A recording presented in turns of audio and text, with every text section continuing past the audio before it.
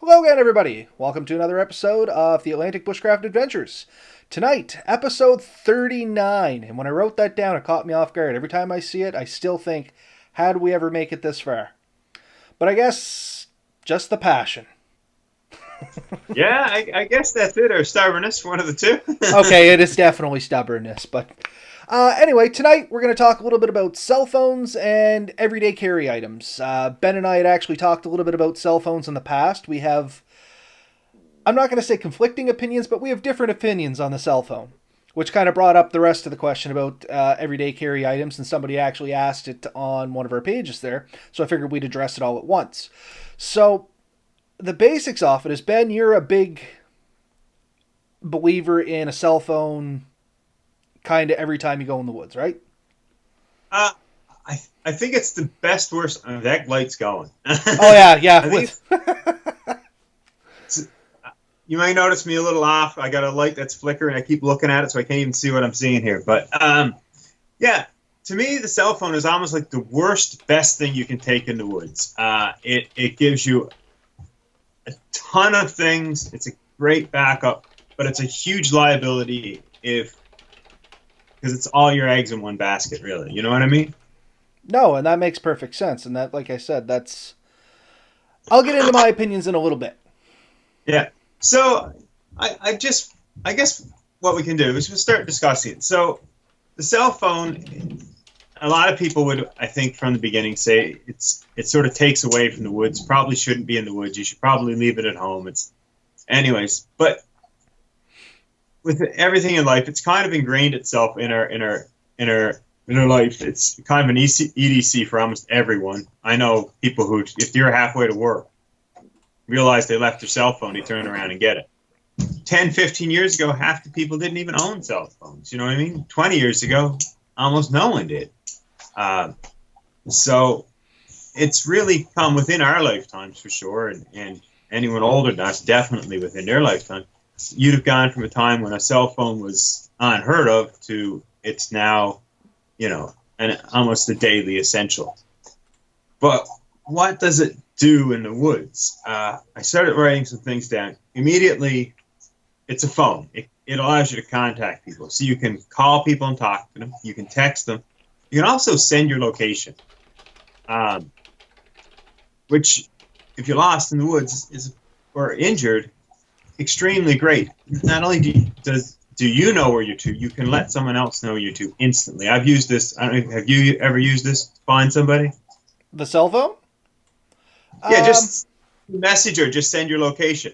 oh, yeah. I use it not so much when I'm camping or out in the bush or something like that, to be honest, but I've used it numerous times when I've been hunting.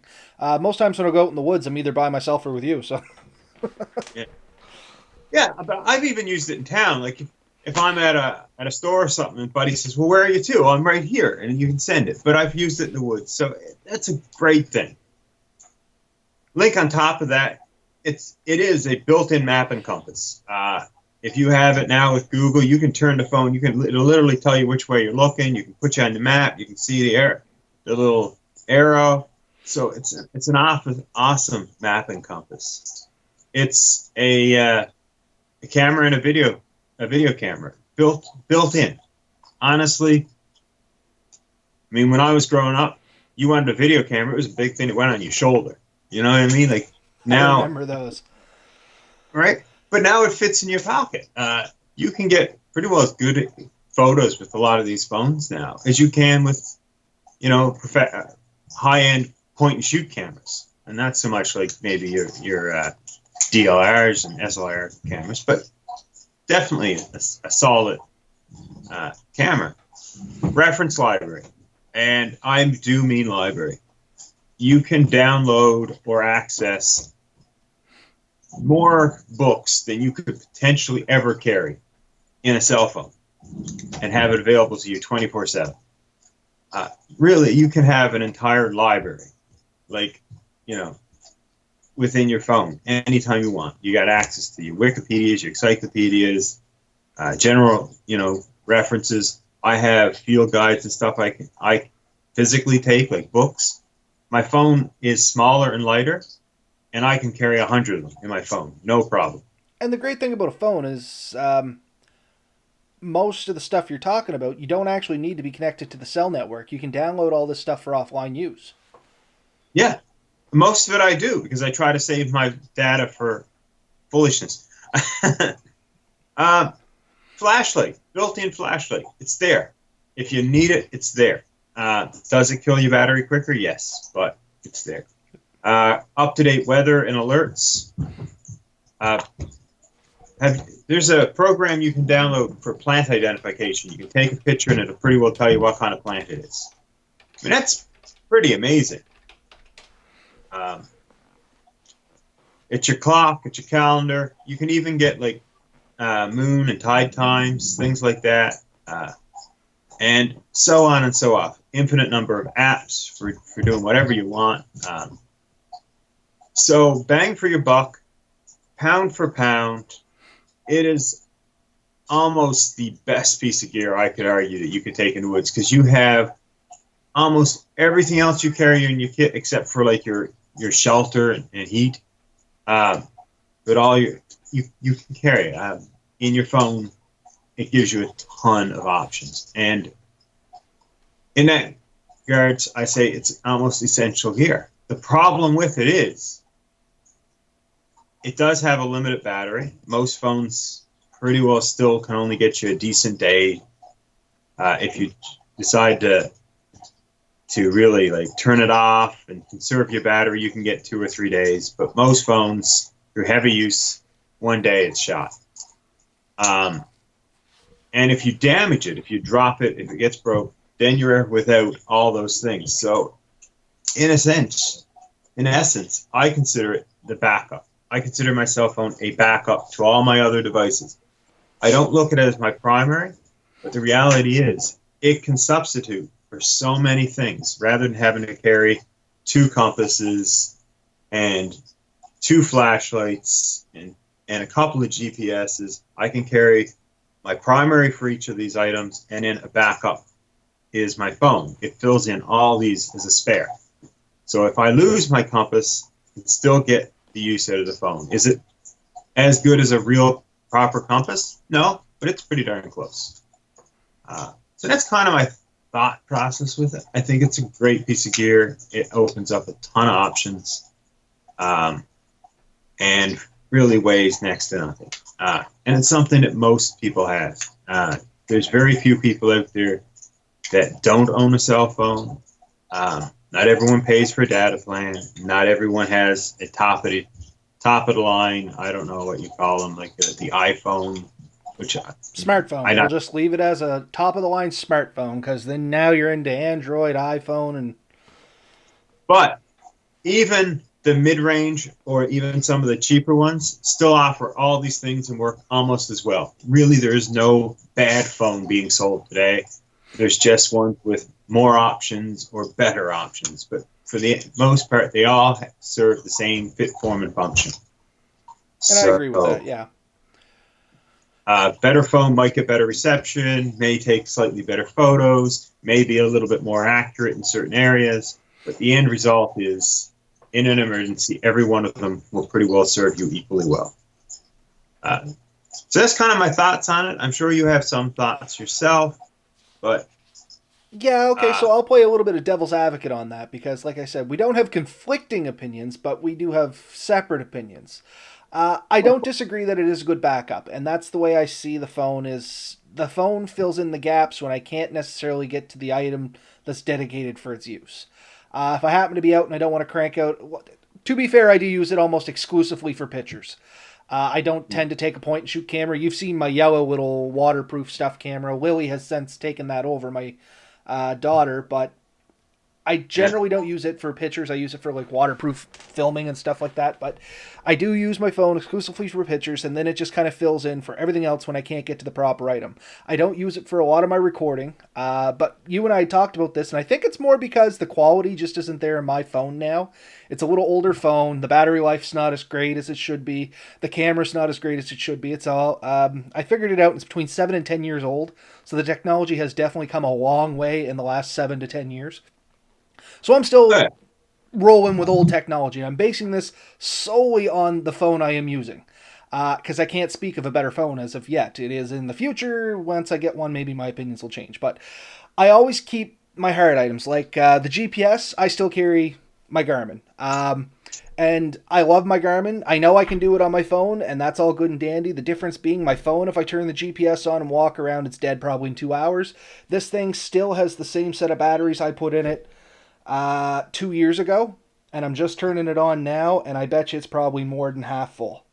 And I mean, I use it a lot. I've left it on in my backpack for 3 days straight. And it's just amazing, like the battery life I get on my GPS. Yeah, I still got 3 bars if anybody can still see that up there. But I mean, same as my camera. When you and I went out, as you know, I'm a big fan of the got one above my head here, just these little point and shoot cameras.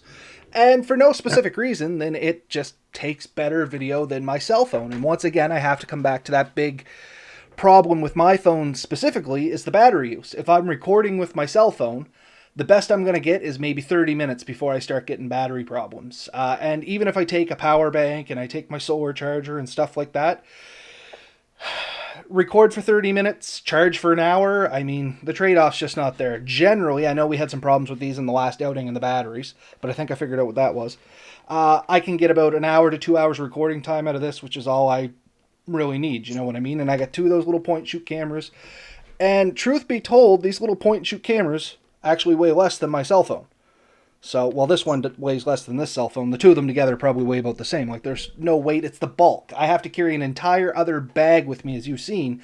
I got that shoulder strap bag. It holds all my cameras, but it still is another bag. And it's literally the size of a good-sized sleeping bag. And it was something else I had to tote around. So there is that to keep in mind. I still generally keep my compass in conjunction with my GPS, because as we know, batteries fail, compasses don't. Well, they can fail. There's other ways they can fail. I've actually had the old experience of standing in the woods and watching the needle bounce back and forth. I was doing a PGI for natural resources, and I got out into an old mine area where they were doing iron ore stuff. Oh yeah, that screwed that right up. But yeah, I like to keep my cell phone as you say, a backup, but more for me, it's it fills in the holes when, like, this may be packed up in the bag and I want to catch a quick video. It's easy to flip my phone open and record that quick video, or take that still picture, or as you said, if I have cell service, I can check up on weather updates and things like that. I very rarely use it for navigating, I'm not going to lie, I usually stick to my GPS.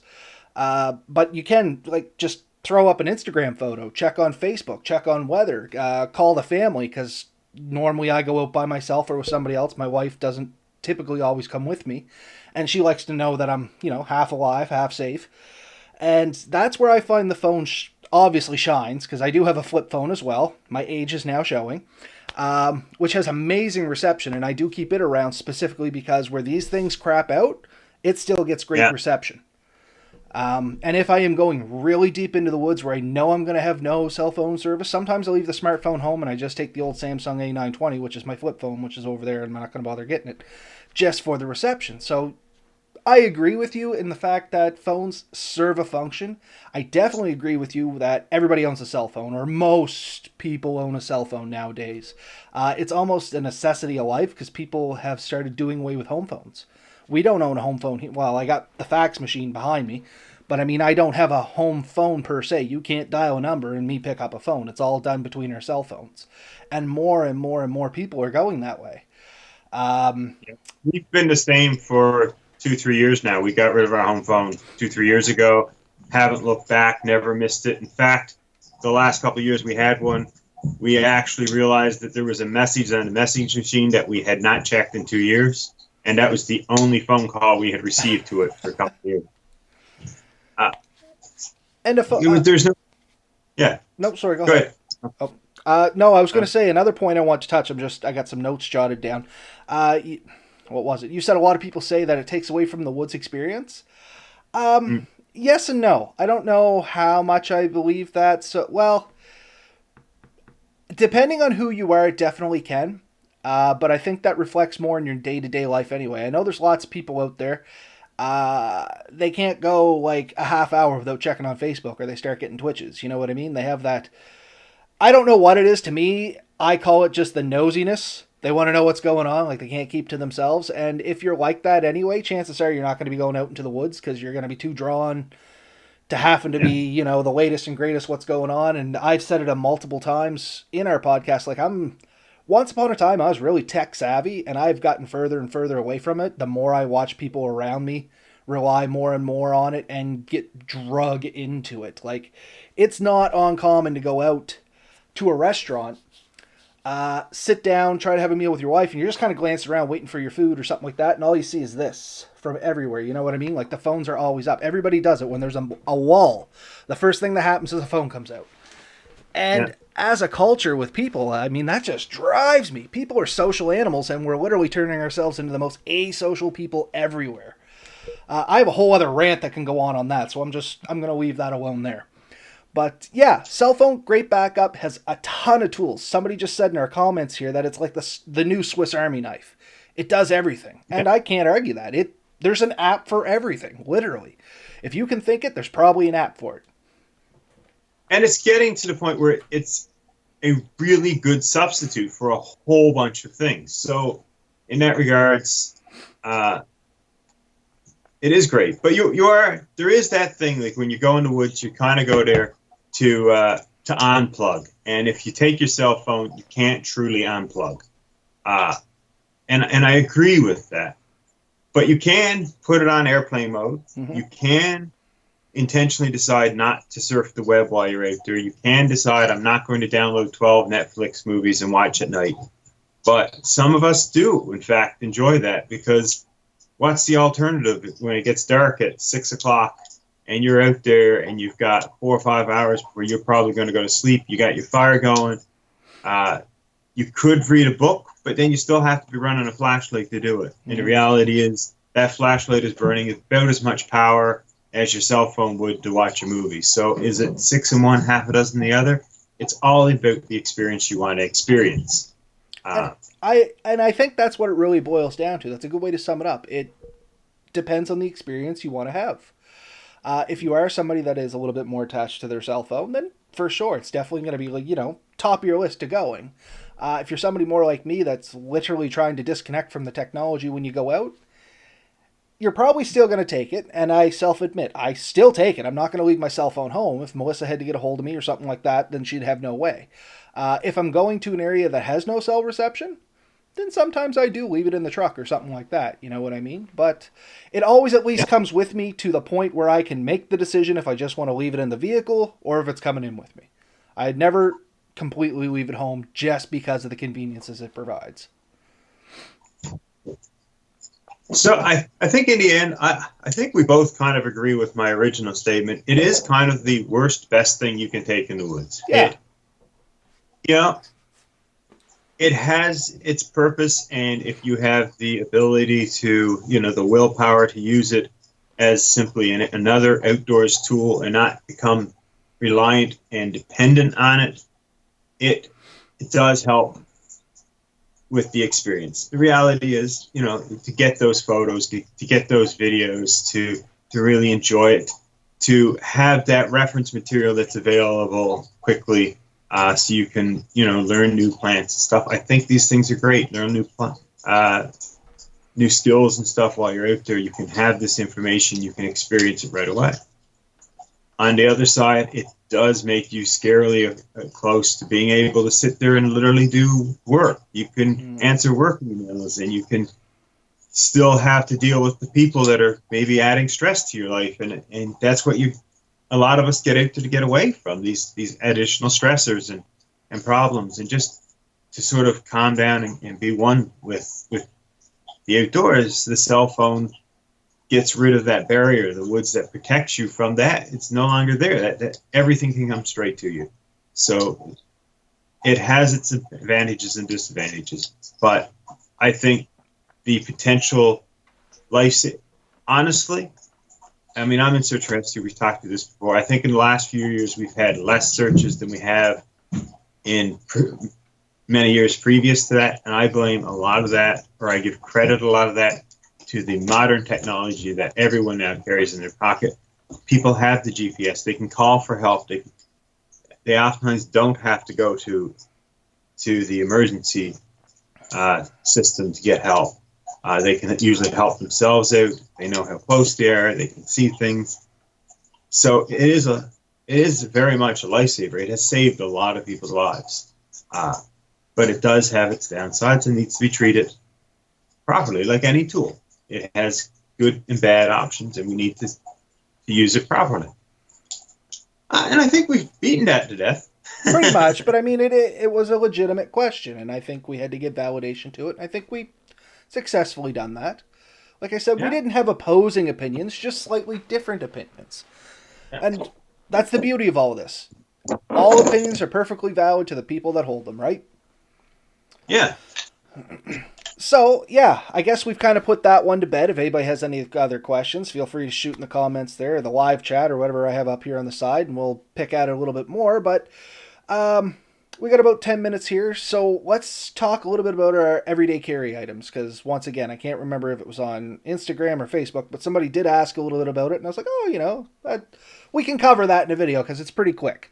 Because for myself, I only carry a very small, if you would consider it everyday carry items, and we talked about this a little bit before we signed on, Ben, but I got 1, 2, 3 things I carry at all times, really. 4, I guess, if you consider a pencil, but or a pen or a writing utensil, but that's just because of my work. But I literally my everyday carry is going to be nothing more than my watch, which serves multifunction, my bracelet, which can serve multifunction, and at least some sort of cutting tool. And I'm never less than with something like that. Yeah. And I mean, literally, that's it. I'm kind of not far off. I don't carry a watch very often. I have a couple of smart watches I use maybe once or twice a month. The reality is, most of my life I've been semi-clumsy and haven't even noticed it. And every time I looked at my wrist, there was a broken watch attached to it, usually with a shattered face. So I just got tired of carrying them around. I do always have some type of multi-tool. Oftentimes, it's a small or larger Swiss Army knife. I find those great. It usually gives me a few tools, screwdrivers, a blade, maybe an awl. Really good tool. I've always, some kind of reaming tool. I've always liked that. I generally carry one of those. If I'm planning on going out in the woods at all, I'll generally have like a lighter. And about 50% of the time, if I'm not going in the woods, I have one. Other than that, it's my cell phone, which we've already really discussed, and a wallet. Those are the things I know I'll pretty well have on me. And I have a couple of small flashlights that I carry once in a while. I don't carry a ton of stuff on me at any given time. But the stuff I carry, I use a lot. And I've even been asked, well, I mean, you have your keys. I always carry a set of keys. But that's because I have a vehicle or work that I need to get into and I need keys for. Yeah. But I've been asked. Oh, no. Go ahead. No, I was going to say I should have included my cell phone, but like I said, sometimes I don't drag that into the woods with me. On the rare occasion, I'll leave it in the truck. I always now have my cell phone pretty well with me. I may turn it off occasionally, but I have it on me.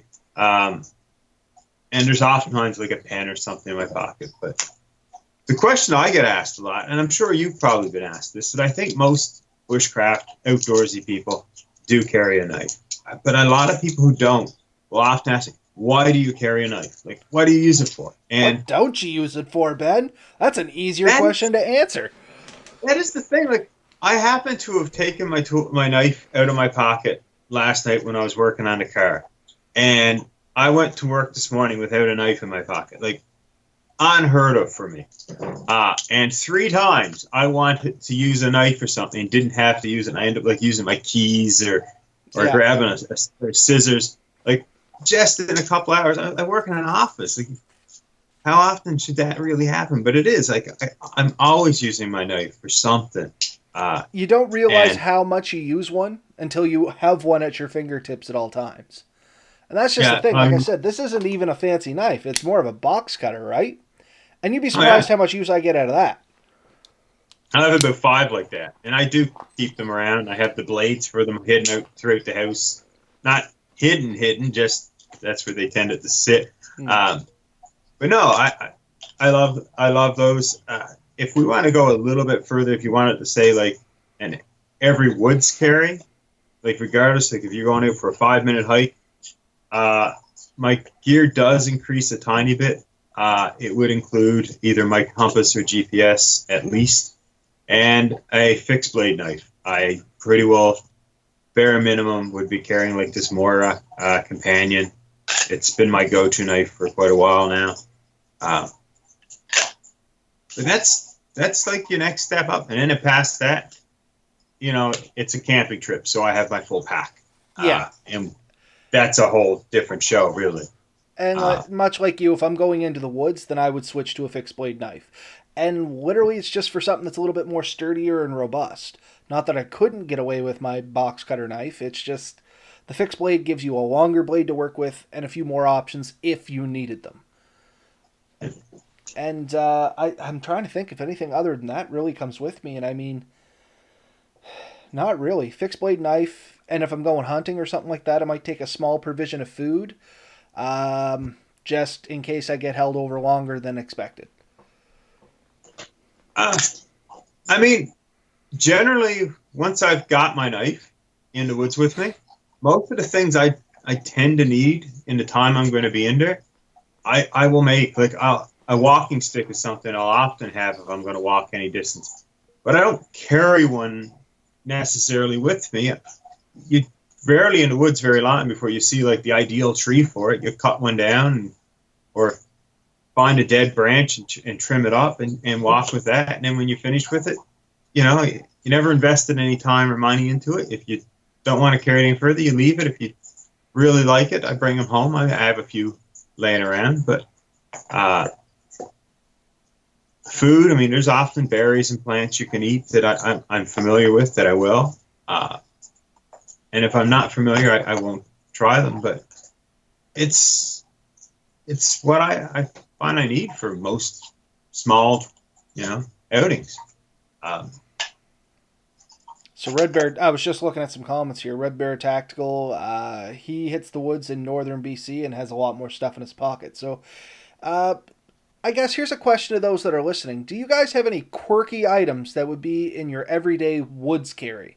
Let's at least step it up to that. Your everyday woods carry. If you were just going in for a day hike or just, a little walk around the bush, do you have any quirky items that you always take in? Because I'm trying to think, and I mean, I'm very bare bones. My hat is about the quirkiest item I take. That wide brim hat I have. Everybody asks me why I take that, and it's because I absolutely hate the sun. But that's... I hate sun touching me. Rope would be another thing that I'd often carry. Some type of twine or a string is very useful. And that's basically what I cover off with my bracelet. And like I said, the whole reason I wear a watch is, one, because I like to know what time it is. Two, it has a countdown timer, and if I'm boiling water or something like that, it's just nice to know how long it's been boiling. And three, you can use it as a rudimentary compass. So, I mean, if... actually, I'll probably take off my wrist and show you a little better. It's one of those dual watches where it has the analog as well as the digital on it. So, what's that? Fancy. Oh, yeah, real fancy. I've had this watch for... I think this watch has been 10, 12 years now, too, and I'm surprised. It's all scratched to heck, but still works. But, yeah, for anybody that's wondering, and this is approximate, guys, in the northern hemisphere, if you hold the watch horizontal, point the hour hand at the sun, then halfway between that and the 12 o'clock, wherever that happens to land, I think is south, if memory serves right, and somebody will probably step in and correct me on that, but I think that's how that goes. And it, like I said, it's very rudimentary. I always try to keep a quick way of judging direction when I'm in the woods, because I tend to wander around where I haven't been before. It was more prominent when I was at my old job, because I never really knew where I was heading. Less prominent now. I find myself not using it a lot. And another good method is, the old stick in the ground and watch the shadow, which I have used too. But this just made it easier. And in my little first aid kit, that's an everyday item that I never thought of. I have a pocket first aid kit that I'll throw in there. It actually has a little cheat sheet to tell me how to find north and south using my watch because I can never remember if it's south that's between the two or north between the two, but I'm pretty sure it's south. And in the Yeah. southern hemisphere would be the opposite and pointing north. But anyway, yeah. So several cutting items. That's pretty normal for people going in, is having one or two cutting items. Oh,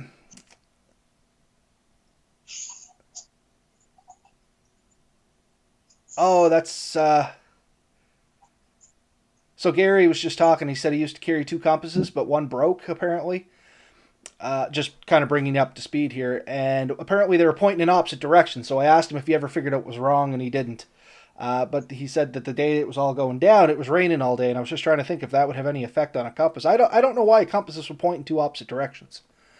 The only time, basically, it does happen. I've seen it a few times now. Our search and rescue has 2 or 3 copies versions that have done it.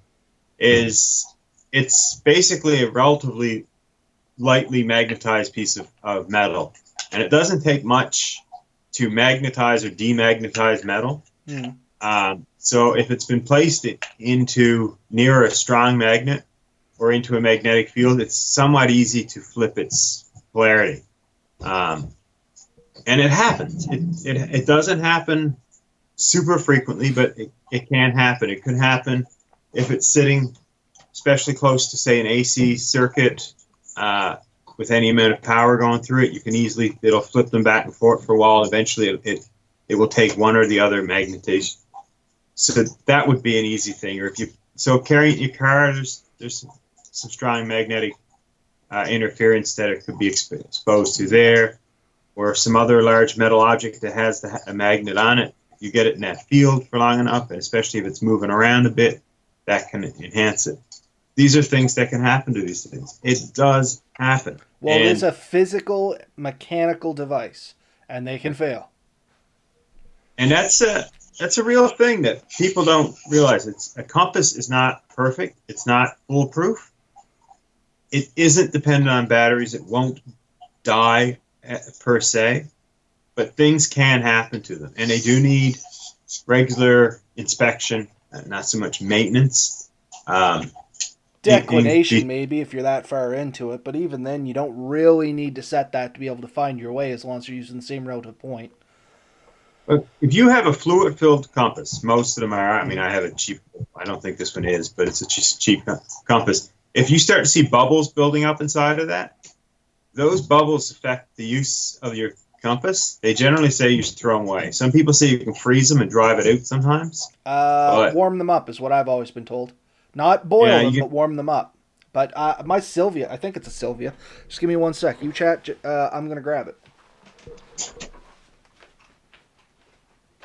But either way, if the compass shows sign of damage or wear, it really should be replaced. Yeah, my Silva has a bubble in it, and it's had that since day one. Yeah. And I mean, it doesn't really seem to affect much, and I'm trying to keep it away from all the electronics here, especially my headphones and the speakers. But I do know I've had that in my vest on fires and stuff, and that's gotten warm, and that bubble has gone away. Okay. But it comes right back as soon as, like, it's just expanding the air and filling the void and then contracting, and it just comes back. But that tiny bubble has been there since the day I've owned that thing, or bought that thing. And it's never really seemed to cause me a problem, but it's never gotten bigger than that either. Like, it's just a tiny little bubble.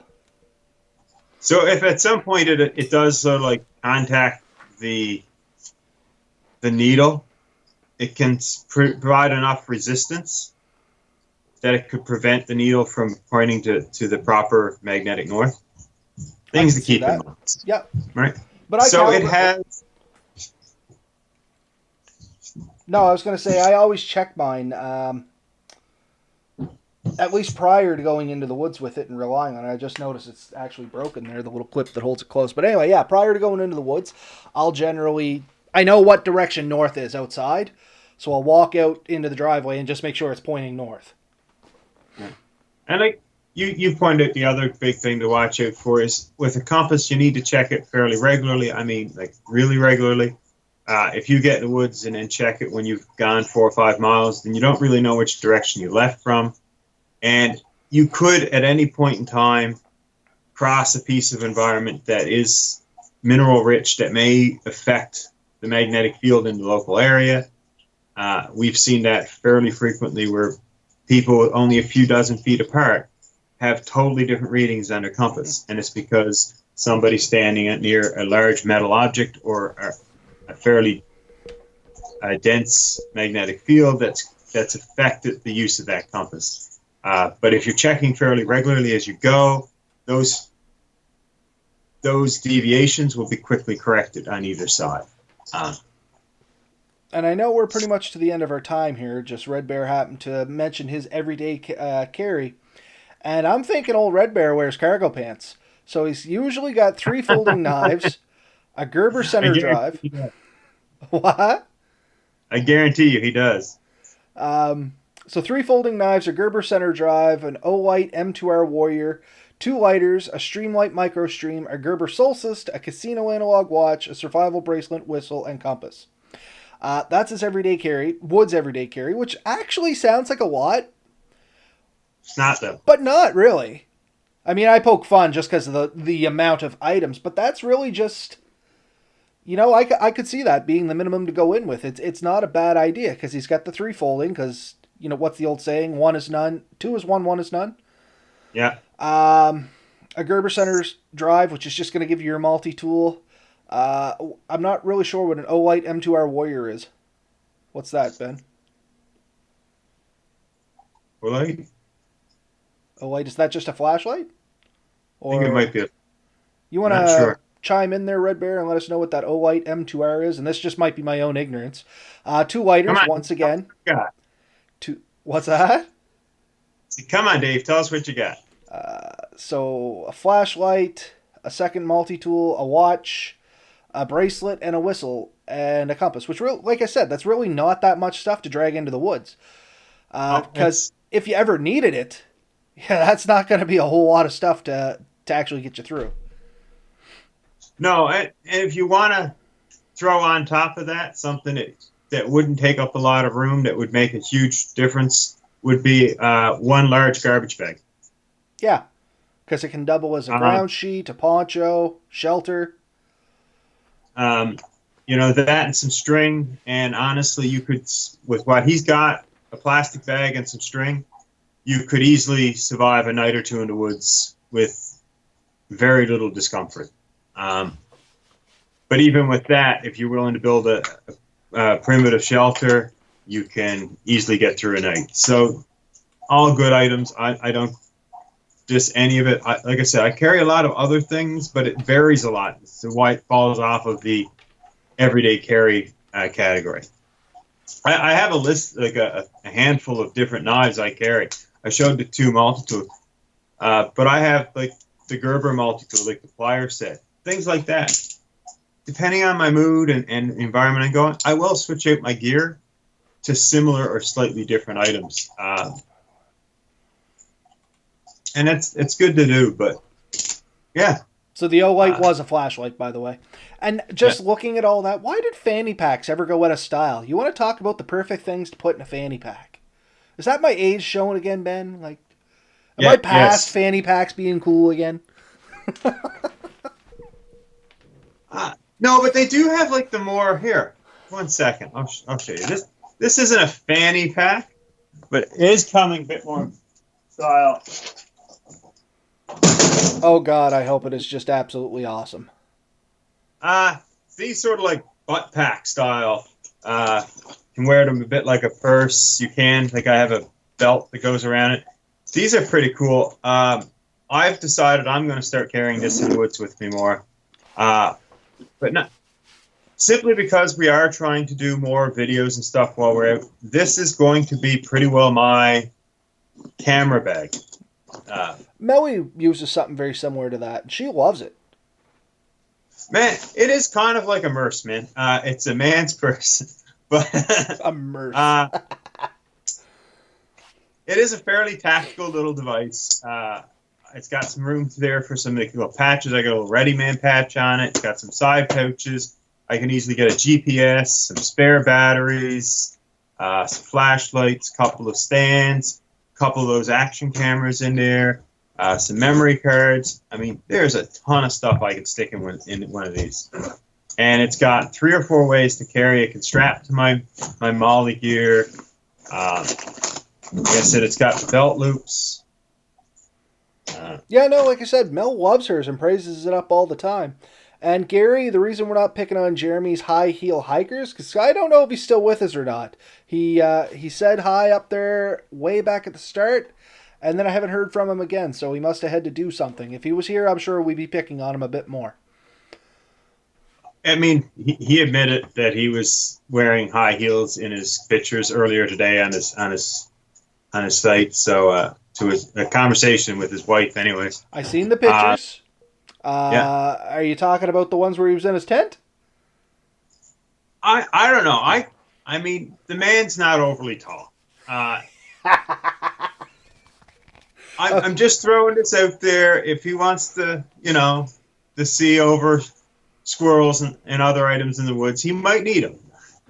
I question whether he has trouble with soft ground and them digging in a bit. But I did suggest to him that he could get those platform shoes with the fish that swim in them, and then he could have like a snack or bait. Oh, Jeremy, buddy, you are not helping your case here. He's still here, and apparently he's fixing his skirt. You know what? Jeremy marches to his own drummer, and he really doesn't care what anyone else thinks about him. And I think that's awesome. High heels are already on, boys. Well, okay. So, a little bit of history in the high heels. They weren't actually invented for women. They were invented for men. And specifically, for a little piece of history, they were invented for butchers. Smaller contact patch on the ground, less chance of slipping. So that's kind of where high heels actually got their traction. So, I mean, yeah, you know what I mean? You can pawn that off however you want. Little weird tidbit of information. But I'm really impressed that you were able to draw on that so quickly. I didn't know about the butcher, but I did know that it was sold, back in the 1800s to men. Yeah. I just assumed it was to make them taller because everyone wants to be taller, right? No, it was, from my understanding, it was the 1800s, and it was designed for butchers so they wouldn't slip on the blood when they were doing cows or pigs. I can't remember which one it was specifically, but anyway, I want to keep it PG, so I'm not going to get into it a whole lot, but you have to drain the fluids out of the body, and they didn't want to slip on the fluids, so smaller contact patch was supposedly the solution to this. But, yeah. Any case, we digressed a little bit. I think that's probably enough for tonight before we go too far down the rabbit hole. And I do see your comment there, Jeremy, but once again, I'm going to keep it PG-13. So, screw it. I'm going to say it. Apparently, you like looking up his skirt, Ben? I have no idea what he's talking about. Oh, guys. He's just getting hopeful there. He's fishing for something. I don't know what that's supposed to mean, but what? His last comment. I'm going to leave this for you guys to interpret any way you want. Apparently, his tents are huge inside. So, I think we'll wrap it up there. We'll call that a night. Jeremy, I hope, is either stroking his ego. Yeah, so, thanks for joining us tonight. Anyway, yeah, we have a lot of fun, as you guys can see. If you're new to listening, be sure to check out the rest of our episodes. You can check them out on atlanticbushcraft.ca. It'll get you to all our forms of social media, which is Facebook, Twitter, Instagram, and it'll also link you to the major podcast websites that we're broadcasting to, being iTunes, Spotify, and Google Music. However, we are linked into, I think I counted 37 different podcasting sites now, so if it's out there, there's a good chance there's at least something on there from us. But yeah, be sure to check us out. If you have questions, comments, concerns, anything like that, hit us up on any of our social media. You can email us at podcast@atlanticbushcraft.ca. Goes to both Ben and I. One of us will answer it. We usually get together and chat and make sure we're not losing our minds when we get an email or something like that. But yeah, we'll try and answer your questions the best we can. And if you have a suggestion or topic, we'll try and get to that as best we can as well. A SOG pack? Oh, an SOG pack to fit all the gear. All right, Jeremy, have a good night, buddy. And everybody else that's out there listening, you guys have a good night too. Night all. Take care.